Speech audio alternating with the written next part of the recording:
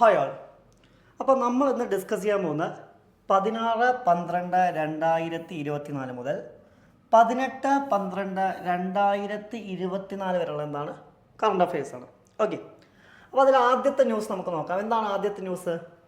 Impeachment motion moved against high court judge in Rajya Sabha. അതായത് എന്താണ്, ഹൈക്കോർട്ടിലെ ജഡ്ജിനെ impeach ചെയ്യുന്നതിന് വേണ്ടിയിട്ടുള്ള മോഷൻ എവിടെ മൂവ് ചെയ്തു?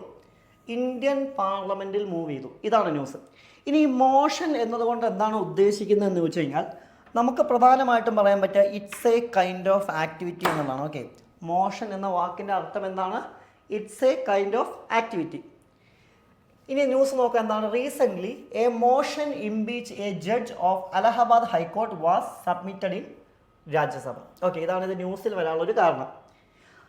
ഓക്കെ, അപ്പോൾ നമുക്ക് ന്യൂസിലേക്ക് പോവാം. അപ്പോൾ അതുമായി ബന്ധപ്പെട്ട ഇംപീച്ച്മെൻറ്റുമായി ബന്ധപ്പെട്ട കാര്യങ്ങൾ നോക്കാം. ഈ ഇംപീച്ച്മെൻറ്റ് പ്രോസസ്സ്, അതായത് ഒരു ജഡ്ജിനെ എന്തുകൊണ്ട് പുറത്താക്കുന്നു എന്ന് വെച്ച് കഴിഞ്ഞാൽ നമുക്ക് എന്താണ് സാധാരണഗതിയിൽ പറയാൻ പറ്റുക?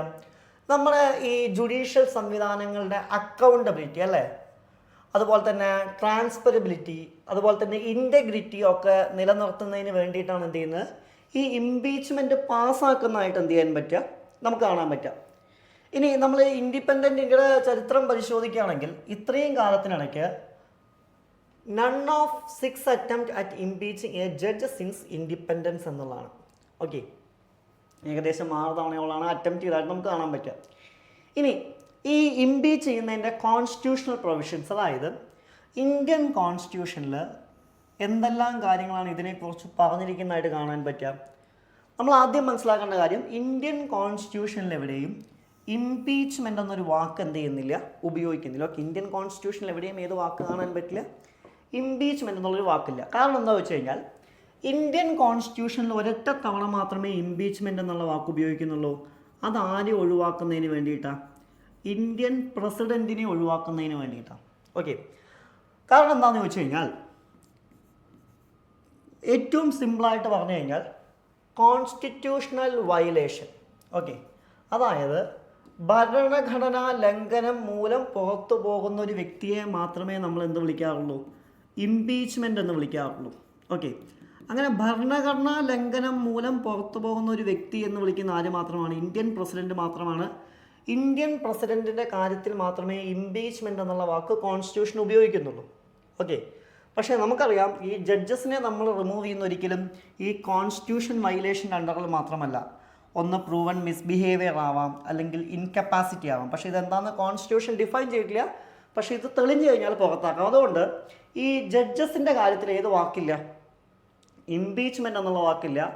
മറിച്ച് ഇന്ത്യൻ കോൺസ്റ്റിറ്റ്യൂഷൻ ആർട്ടിക്കിൾ 124 ഉപയോഗിക്കുന്നത് for the removal of supreme court judge എന്നും, അതുപോലെ തന്നെ ആർട്ടിക്കിൾ 218 ആണെങ്കിൽ അവിടെ നമ്മൾ ഉപയോഗിക്കുന്നത് റിമൂവൽ ഓഫ് ഹൈക്കോർട്ട് ജഡ്ജാണ്. അപ്പോൾ നമ്മൾ ഉപയോഗിക്കുന്ന വാക്ക് എന്താണെന്ന് ചോദിച്ചു കഴിഞ്ഞാൽ റിമൂവൽ എന്നുള്ള വാക്കാണ് അവിടെ ഉപയോഗിക്കുന്നത്.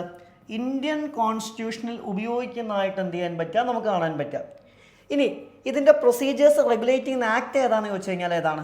ജഡ്ജസ് എൻക്വയറി ആക്ട് 1968 പ്രകാരമാണ് എന്ത് ചെയ്യുന്നത്?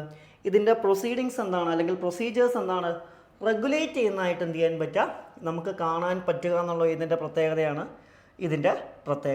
ഓക്കെ, നെക്സ്റ്റ് ന്യൂസാണ് എന്താണ്? Parliamentary committee present report highlighting issues and suggesting reforms in MNREGA. എന്താണ് ഈ മഹൻരേഗ എന്ന് പറഞ്ഞാൽ? Mahatma Gandhi national rural employment guarantee സ്കീമാണ് അല്ലേ? മഹാത്മാഗാന്ധി ദേശീയ ഗ്രാമീണ തൊഴിലുറപ്പ് പദ്ധതി.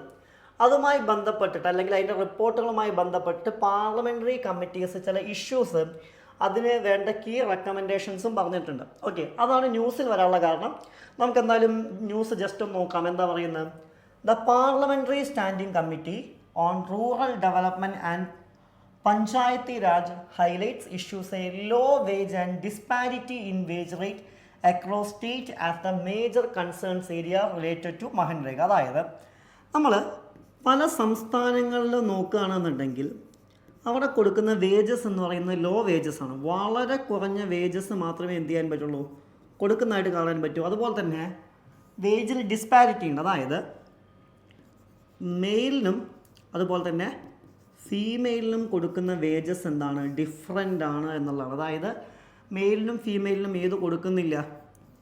ഈക്വൽ പേയ്മെൻറ്റ് പലപ്പോഴും എന്ത് ചെയ്യുന്നില്ല, കൊടുക്കുന്നില്ല എന്നും പറയുന്നതായിട്ട് എന്ത് ചെയ്യാൻ പറ്റും, നമുക്ക് കാണാൻ പറ്റും. അതാണ് ഇതുമായി ബന്ധപ്പെട്ട് വന്നിട്ടുള്ള എന്താണ് കീ കൺസേൺസ് ആയിട്ട് എന്ത് ചെയ്യാൻ പറ്റുക, നമുക്ക് കാണാൻ സാധിക്കുക.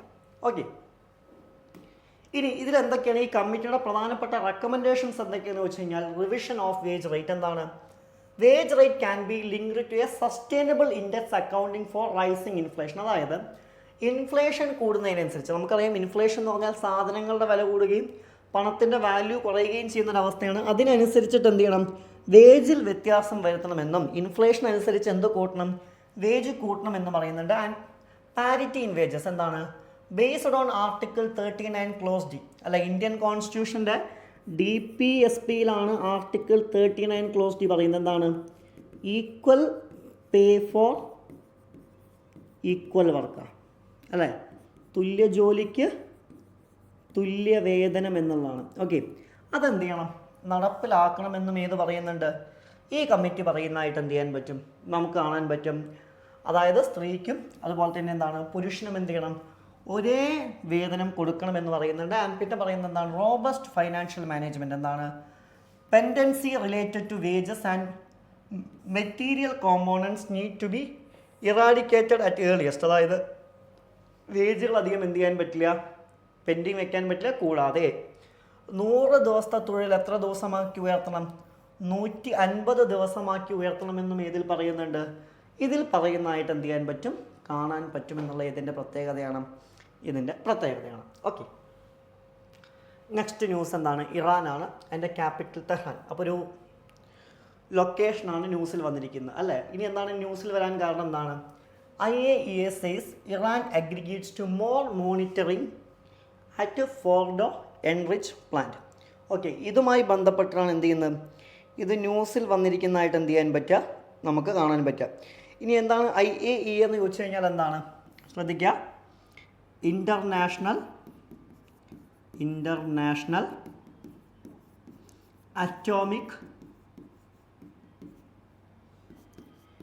എനർജി ഏജൻസിയാണ്. ഓക്കെ, എന്താണ്, ഇൻ്റർനാഷണൽ അറ്റോമിക് എനർജി ഏജൻസിയാണ് IAEA എന്ന് വിളിക്കുന്നത്. ഓക്കെ, ഇനി ഇതിൻ്റെ പൊളിറ്റിക്കൽ ഫീച്ചേഴ്സ് നോക്കുകയാണെങ്കിൽ ഇത് എവിടെയാണ് ലൊക്കേറ്റ് ചെയ്യുന്നത് വെച്ച് കഴിഞ്ഞാൽ എവിടെയാണ്, വെസ്റ്റ് ഏഷ്യയിലാണ്. ആൻഡ് ലാൻഡ് ബൗണ്ടറീസ് ഏതൊക്കെയാണ് വരുന്നത്, നോർത്ത് സൈഡിൽ നമുക്ക് നോക്കുകയാണെങ്കിൽ അർമേനിയ, അസർബൈജാൻ, തുർക്ക്മെനിസ്ഥാൻ തുടങ്ങിയ രാജ്യങ്ങളാണ് കാണാൻ പറ്റുക.